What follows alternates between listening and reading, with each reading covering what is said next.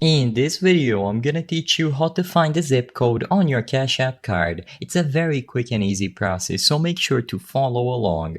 Your zip code is available on your personal page on the latest version of the Cash App. So open up Cash App, sign into your account, and in order to see the zip code that is attributed to your Cash App card, all that you have to do is tap on your icon at the top right corner of the screen, and under Account and Settings, choose the Personal category.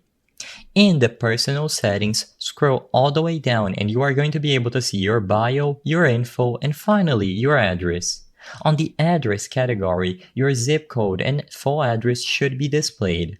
All that you have to do to change or see your zip code is to tap your address and you will be able to edit it at any time.